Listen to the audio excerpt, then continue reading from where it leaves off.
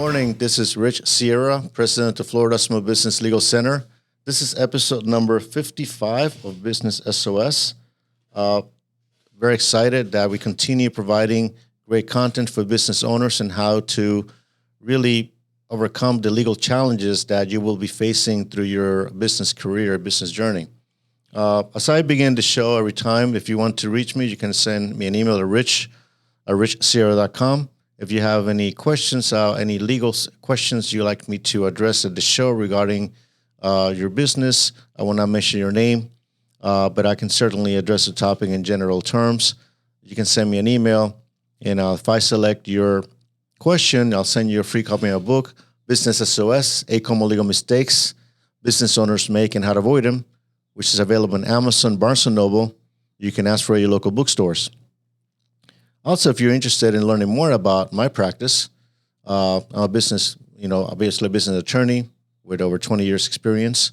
And you can check out my website at floridasmallbusinesslegalcenter.com. Today's topic is going to be, and I'm kind of going to a theme of 5 things. I'm trying to stay with the theme of 5. Not sure why, but it seems to be it's kind of catchy just to basically focus on 5 points that I want to give to you in every podcast. So just takeaways. So that way, if you take 1 or 2, it's not going to be overwhelming. You're not going to be a long 1-hour podcast, but I want to give you something that you can take with you that morning or afternoon or evening whenever you listen to the show, and something that actually will help you, that nugget that perhaps you did not think about before. So today's topic is going to be 5 things that can go wrong when you're selling your business. I went a few weeks ago, I talked about 5 common mistakes business owners make when they're buying a business. So I wanted to kind of switch the script a little bit and talk about what do you have to do, what mistakes can you do, can you make if you're selling your business and how to avoid them. So I want to focus on that, and I've done many of these transactions in my career, and I see mistakes happening from the buyer side, and I've seen mistakes happening from the seller side. So I want to focus on the seller side for this episode and why it's important. If you're selling your business, you put a lot of work, you have a going concern, and you also are generating revenue. And you say, I'm ready to retire. I'm ready for a change. I think somebody can take this over, have a business that is thriving, is prosperous, and I think that I pay my dues and I want to basically cash out. Nothing wrong with that. So in order for you to do that, you have to prepare. And usually what people do is call a business broker. Business broker tells you, okay, this is kind of a range that you can get for your business. And I ask you for some financials and say, gives you a listing contract like you would receive from a realtor in a residential transaction. And then they post your listings and your business for sale on various websites. And then you begin to get buyers, potential buyers, interested in your business, or other brokers that might have potential buyers as well. Before you do that, there's a preparation that you got to have in mind. It has to take place before you actually begin to list your business for sale. And one of the mistake number 1 that I see happen very often is that there's inadequate pre-due diligence from the part of the seller as to what information to put together in order to send to prospective buyers. And I see that often. So one of the things that you have to do if you're interested in selling your business, you got to obviously understand the reasons why you're selling it, but also understand what the prospective buyer is going to ask of you to provide in order for you to, for him or her be interested in buying your business. So one of the things that I see is from sellers and when I represent buyers is that, okay, we have by the time the buyer contacts me that they want to buy a business, they already have spoken with a broker, or maybe they have a tentative agreement with the seller. There's kind of an email chain that has taken place. There's some tentative commitments, but it's not a very solid commitment. It's like, okay, I'm interested. This is kind of the price that I'll give you, subject to looking at your financials. But we can start with a letter of intent. So from the seller perspective, the first thing that I would recommend is having a non-disclosure agreement to protect the information that you're going to be sharing with that prospective buyer, that information remains confidential and will not be used for any other purpose, but also to the extent that they once the negotiations are over, if the buyer just no longer needs that information, to delete the information or return it back to you. But an NDA, I think, is important to have here to protect both parties as well. But I think from the seller's perspective that I'm focusing today, having an NDA is important, and that's something recommended as well. And an attorney can help you with that. What I consider inadequate due diligence or pre-due diligence.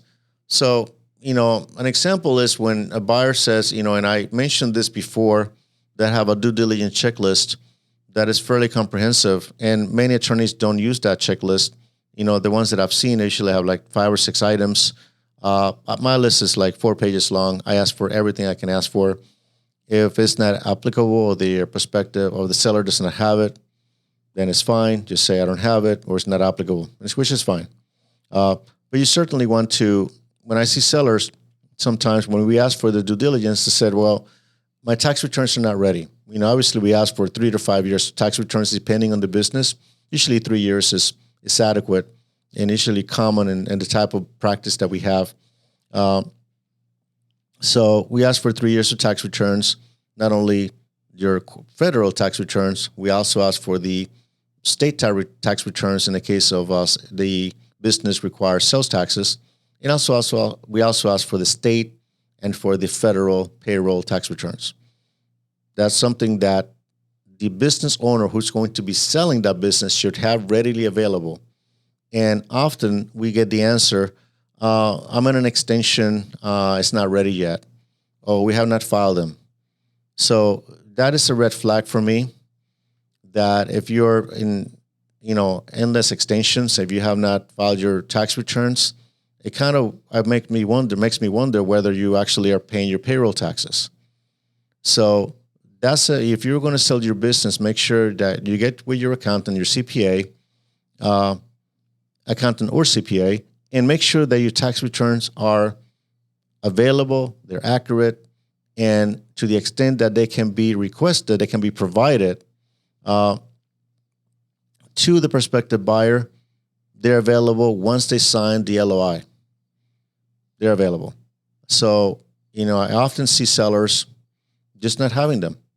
And from the buyer's perspective, it kind of creates a little bit of unease, simply because if you're not really having those, you're about to sell your business, you thought about this, it's not something that you thought about it and the next day decided to do it. You gave it some thought, and you still don't have the documents that most likely are going to be required of you to provide to us. It makes me wonder how you're running that business in the first place. So the buyer has to be excited about buying that business, but needs to have confidence that you're running it correctly in order to go forward with the transaction. The only thing he has is a listing, and he may not have spoken to you before. Maybe he spoke with your broker. He doesn't know you as a seller. So you as a seller has to provide confidence to that buyer. Everything is good. Everything that I'm showing to you, it is accurate. And when you step into this business, you're going to make money. You cannot guarantee anything, but it's a business that has been successful, and the investment that you're going to be making in buying this business is going to pay off. But providing those documents are important. So tax returns, every tax return, have it ready. Now, one of the things that we also request is how current are you in your payroll taxes? Have you missing payrolls? Are you basically not submitting the payroll taxes every quarter or with every payroll? That is important. And we also look at, if you don't have a payroll company as a seller, if you're thinking about selling your business, my recommendation is that at some point a year before you start thinking about selling your business, get a payroll company to run your payroll. because it'll have more confidence on the documents that you provide when there's a payroll company behind running your payroll. They have a system in place for the most part. The mistakes will be, you'll have less mistakes when a payroll company does your payroll than when you do it yourself. So it's about, instilling confidence on that buyer that they're buying a good business. And these are truly avoidable mistakes. And I'm focusing on this significantly because it is important and it happens very often. Sales tax returns.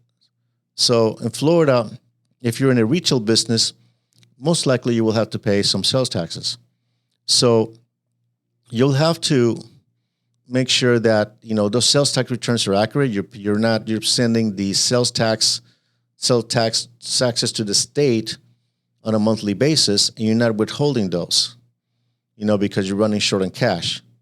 All that has to be cleaned up. If you don't have that ready and cleaned up, don't put your business for sale yet. Just go ahead and get those things handled, because you will be either you're going to be discouraged when buyers say, I'm not interested. You're going to waste a lot of time, or they're going to significantly drop the purchase price that you want in that business because you don't have your documents properly prepared and properly submitted. So I just want to focus on that as well. Bank statements. If they ask you for bank statements, provide them. They will be asking you for 2 or 3 years of bank statements. I've had situations where people, for whatever reason, sellers withhold bank statements. Do not know why. They say they're not ready. Or sometimes you have, you do the LOI, then it takes a little bit of time before you do the closing. Then there's a supplement you have to do. You provide the statements up to the LOI, and then you say, I need the statements before the closing to see what happened in the last 3 months while we're doing due diligence. And in some cases, sellers do not want to provide that.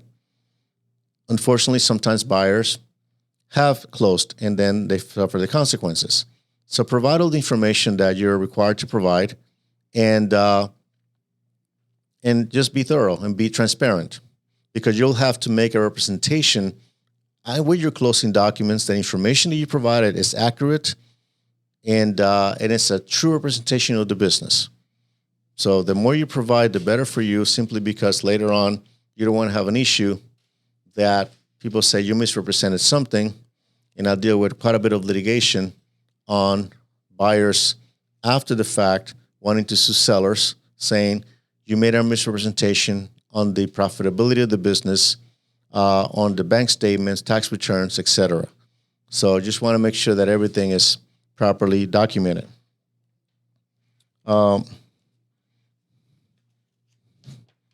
Another mistake that the business owners make is improperly valuing the business. And when I hear business owners, I want to sell my business, and so when do you want to sell it for? Said $1 million. I'm just using that as an example. So how do you come up with that number? Oh, my accountant told me. Okay, that's what he thought the business was worth. My advice to you, that depending on the type of business that you have, is to get a number of opinions in terms of the valuation. Business brokers can give you a good idea. They're not business valuators. It's a different conversation that we're going to have. I might bring a business valuator at some point in the podcast to really get a sense of really what, not just the one thing is about what the business is worth. Second conversation to be had is how much can I sell it for? So there are two different conversations here. And you got to find out, you got to make that determination. In my opinion, looking at tax returns is not the proper way to value a business. And many business owners look at the tax returns as a way to value the business, how much it can be sold for, how much you want to offer as the selling price. So depending on the business, they're professional business valuation companies. Yes, you will spend a few $1,000s. That will give you a true value for your business. So that's my recommendation before you come up with numbers, out of the blue. So that's something, get a professional to assist you with that. but I'm not going to go into great detail into how to value the business. It's not something that we do. Clearly, we have done enough transactions that I know if a business is, have a sense of business is underpriced or overpriced, but that's not something that we do as a practice. And I asked the owner, how do you come up with that number? Is that number that, what is the basis to develop, to come up with that selling price? And if the number's kind of off, I said, you might want to talk to a business evaluator to help you really come up with a true number or range of numbers to make sure that you're getting the most dollars that you can get for your business. Mistake number 3, poorly drafted sales agreements. And not only the sales agreements, the closing documents. And I can spend an hour talking about this because I see this very often, and it is a source of a lot of litigation. The sales agreements have to be clear. The closing documents have to be clear, have to be accurate, have to be properly drafted. On many occasions, sellers wanting to save some money decide to create documents on their own to sell their business. I'm telling you, this is just not a good idea. If you're going to get, tens of thousands of dollars in some cases, or hundreds of thousands of dollars for your business, okay, it is worth paying an attorney who has experience doing this to help you draft the proper documents to make sure that nothing comes back to haunt you later on. I see it happen very often. And so that's, the sales agreement is critical. It protects you. It also protects the buyer. But the information in the documents and the obligations within those documents are essential, and the representations that you make in those documents in the sales agreement is very important. And there's a very different distinction between an asset purchase agreement and a stock purchase agreement. And people sometimes confuse both. On a stock purchase agreement, person is buying, you're stepping into your shoes, buying your entity and everything else that happened before that. So the good, bad, and the ugly, they're buying. In some cases, stock purchase agreements make sense. On an asset purchase agreement, they're buying the business, the goodwill, they're buying the business assets, the listings, the name, trademarks, the going concern. They're buying, any type of equipment, they're buying that, but they're not buying the entity itself. It's simply an asset purchase agreement. That's what is transferred. They can run the business. You transfer the lease and they continue, but they don't really take any potential liabilities that you may have with respect to that business. They don't buy that. So that's kind of a short distinction of the two. And I'll give you an example of why it's important to have proper documents listed.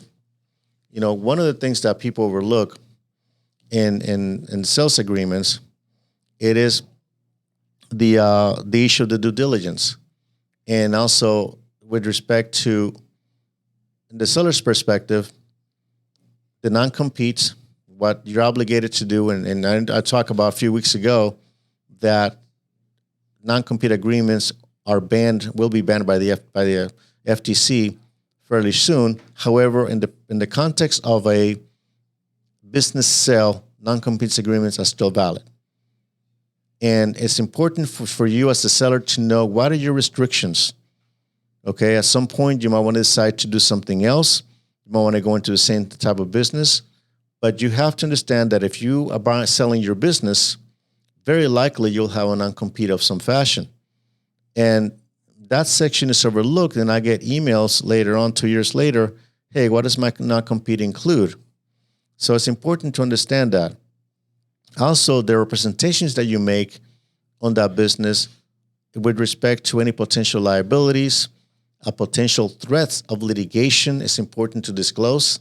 If you received a demand letter at some point for some type of potential litigation, whether it's a breach of contract claim or maybe personal injury or whatever the case may be, but it's not in the public records with respect to an actual lawsuit, okay? And you did not disclose that, but then later on, that new business owner receives that demand letter and say, hey, I told your business owner, the prior owner, that this was happening.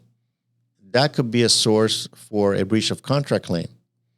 So it is important for an attorney to review those documents with you, the sales agreements with you, to make sure that you're not making a representation that may not be, is not fraudulent, but it could be what is called negligent, okay? Or an omission that you should have said to the buyer, you decided to not include it. And I'll give you an example. Businesses have accounts, have clients. There's a certain, volume that a certain number of customers that you have that you rely upon to be able to keep that business afloat.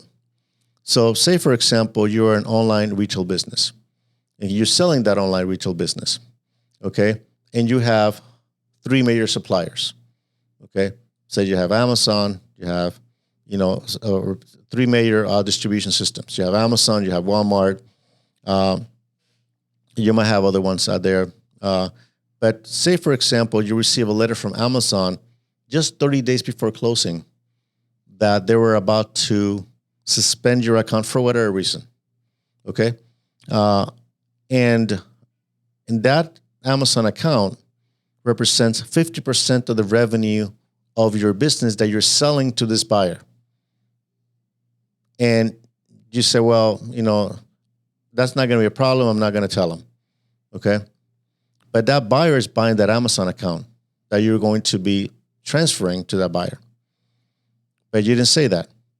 But you represent in the sales agreement that the business has been run and there's really nothing has changed from the time of the LOI to the time of closing that will affect the running of the business or materially affect the revenue generation of the business.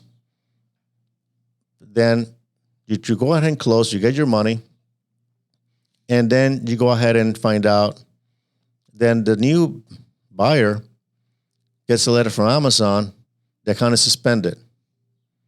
Yet you're already closed and you got your money, but then 50% of the revenue from that buyer will no longer be there because the Amazon shut down that account. That buyer most likely will contact his attorney and say, this is what happened. The attorney is going to sue you individually, most likely, for negligent misrepresentation or fraudulent misrepresentation, and look for a rescission claim or a damages claim. So it's important that when you're selling your business, if anything materially changed, in the business, that you disclose it.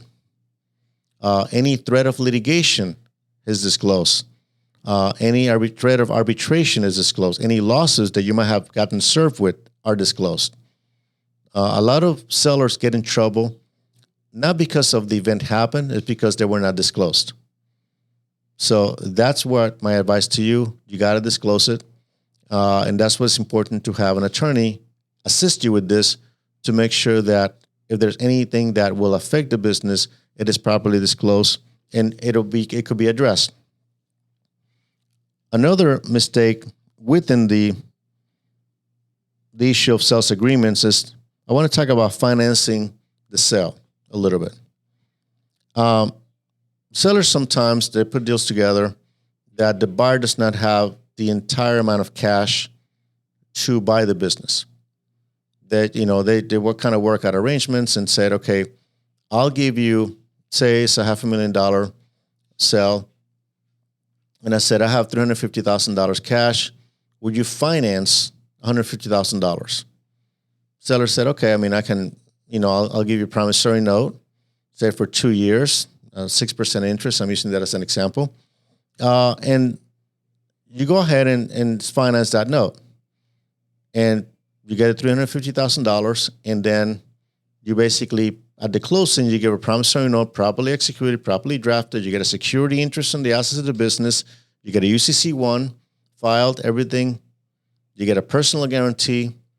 You get everything done to protect you as much as you're able to, providing within the documents.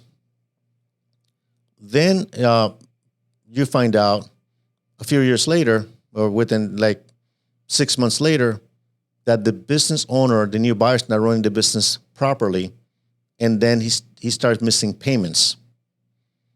And I get the call saying, okay, listen, I have a promissory note.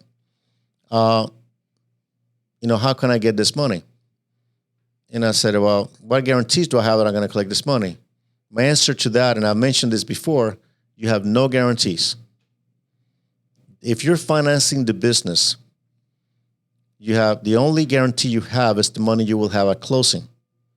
You have no guarantees that you'll get that money, even if you have a piece of paper.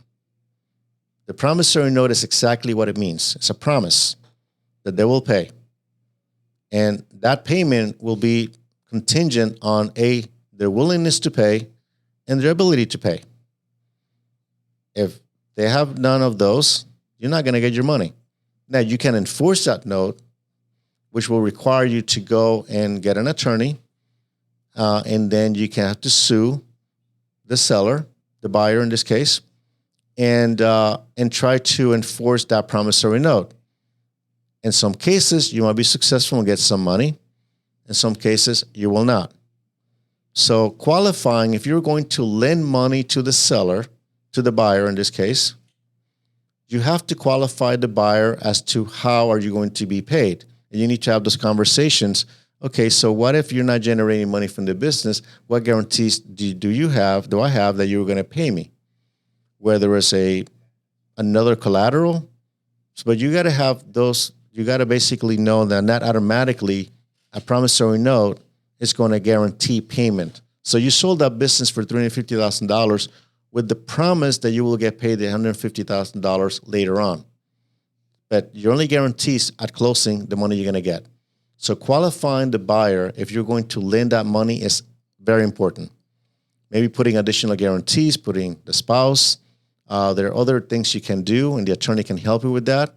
Or maybe taking a less risk as well. So there are things that you can probably do to protect yourself. But that's sometimes overlooked. And unfortunately, it has happened often that sellers of a business end up losing that second half of the payment for the failure to do diligence on the buyer. In this case, you're lending money, do due diligence as well. Proof of funds, you have any stocks, you have bonds. What do you have why should I lend you this money?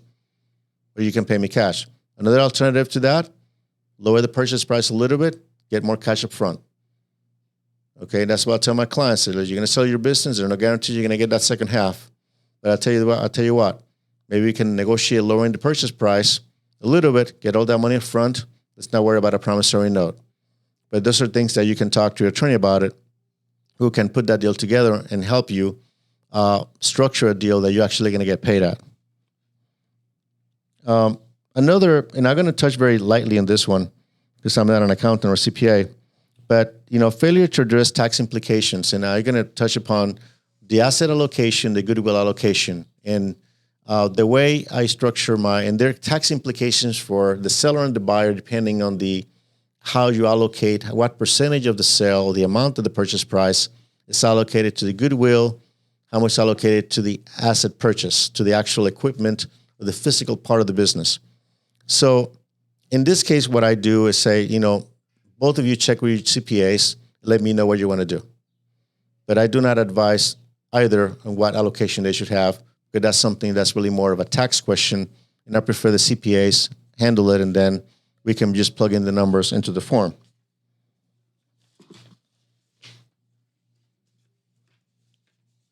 Last but not least is what I call complete transfer of assets and liabilities. Depending if you're purchasing a liability, you're buying a debt, everything has to be transferred. And a common mistake that in selling a business that takes place is when sometimes there are lease agreements, and many of them are lease agreements, they're not properly transferred, or their business closes, but then the landlord is not around to transfer the lease.